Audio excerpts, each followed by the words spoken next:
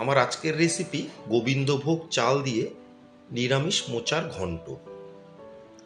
নমস্কার বন্ধুরা, আপনারা দেখছেন সুব্রত অর্চনার রান্নাঘর।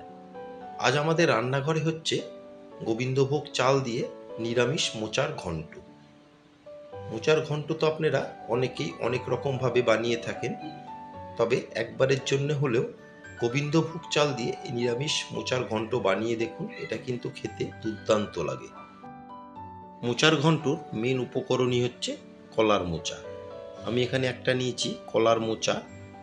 মোচাটাকে ছাড়িয়ে আলাদা করে নেব।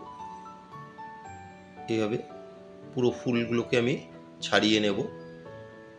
এই মোচা রেসিপির মেন ঝামেলা কাজ হচ্ছে এই মোচাটাকে বাছা।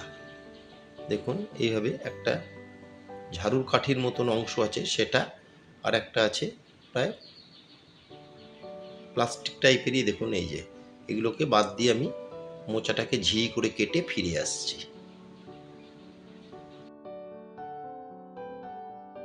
পুরোটা তো আর দেখানো সম্ভব নয়, তাহলে ভিডিওটা অনেকটাই বড় হয়ে যাবে। আমি পুরো মোচাটাকে বেছে কুচি করে কেটে সেদ্ধ করে ফিরে আসছি। সম্পূর্ণ মোচাটা একদম মিহি করে কেটে নিয়েছি, আর এর মধ্যে একটা বড় সাইজের আলু দিয়ে আমি প্রেসারে একটা সিটি মেরে সেদ্ধ করে নিয়েছি। সেদ্ধ করে নেওয়া মোচা আর আলুকে বেশ ভালো মতন ঠান্ডা করে নিয়েছি। এখন দুটোকেই একসাথে ভালো করে মেখে নেব। এই মাখার কাজটা আমি কিন্তু হাত দিয়েই করছি।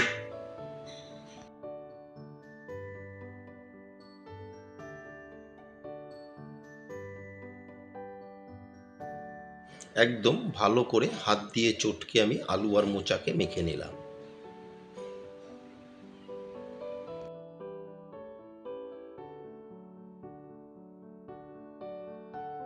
বেশ ভালো করে আলু আর মোচাকে চটকে মেখে নিলাম। গ্যাসের ফ্লেম অন করে একটা ফ্রাই প্যান গরম করে দিয়ে দিচ্ছি 3 থেকে 4 টেবিল চামচ সর্ষের তেল। দিয়ে তেলকে বেশ ভালো মতন গরম করে নেব।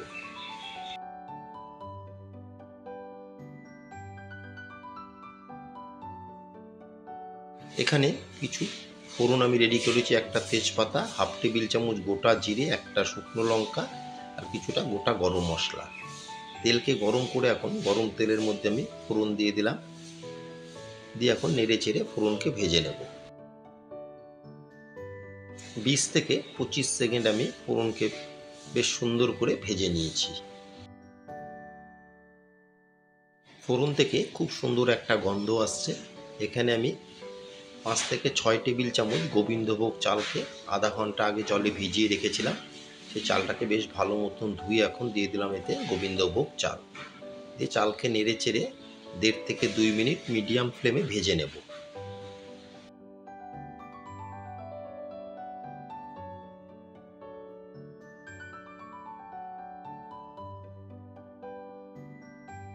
মিনিট 2 চালকে ভেজে নিয়ে এখন এর মধ্যে দিয়ে দিচ্ছি আমি চটকে রাখা আলু আর মোচা।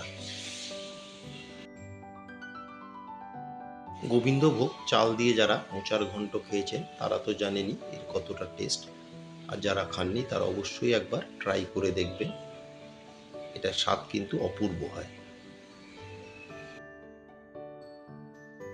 মেখে রাখা আলু আর মোচা দিয়ে খুব ভালো মতন এখন চালের সাথে আলু আর মোচাকে দেখুন মিশিয়ে নিলাম।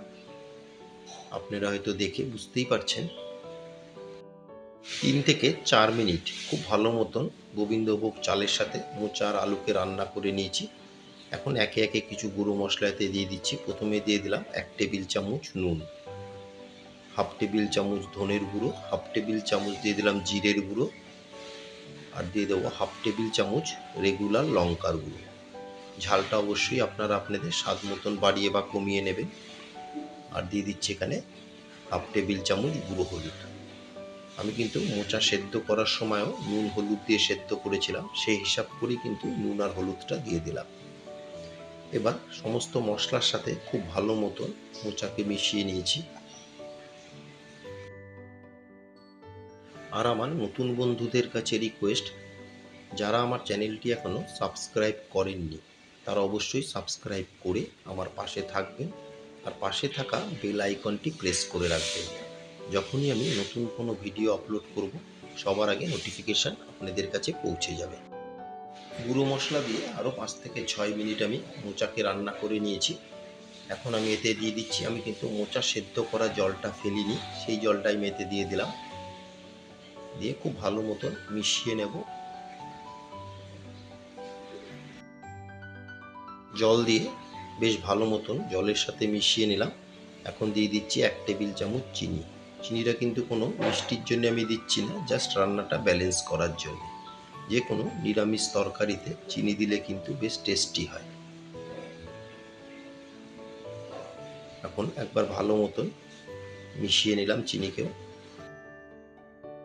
জল দিয়ে আরও 6 থেকে 7 মিনিট রান্না করে নিলাম। দেখুন জলটা কিন্তু অনেকটাই শুকিয়ে এসছে, রান্নাটা বেশ মাখামাখাই হবে। নামানোর আগে দিয়ে দিচ্ছি এখানে বড় টেবিল চামচের 1 টেবিল চামচ ঘি, আর দিয়ে দেব 1 টেবিল চামচ গরম মশলার গুঁড়ো। দিয়ে ঘি আর গরম মশলাকে খুব ভালো মতন মোচার সাথে মিশিয়ে নিলাম। নিয়ে আরও 2 থেকে 2.5 মিনিট রান্না করে নিলে তৈরি হয়ে যাবে গোবিন্দভোগ চাল দিয়ে নিরামিষ মোচার ঘন্ট। আমার আজকের রেসিপি গোবিন্দভোগ চাল দিয়ে নিরামিষ মোচার ঘন্ট আপনাদের কেমন লাগলো অবশ্যই একটা কমেন্টের মাধ্যমে জানাবেন। যদি কোনো অংশে ভালো লেগে থাকে একটা লাইক, শেয়ার আর ছোট্ট করে একটা কমেন্ট করতে কিন্তু ভুলবেন না। ঘি আর গরম মশলা দিয়ে 2 থেকে 2.5 মিনিট রান্না করে নিলাম। তৈরি হয়ে গেল আমার আজকের রেসিপি গোবিন্দভোগ চাল দিয়ে মোচার ঘন্ট।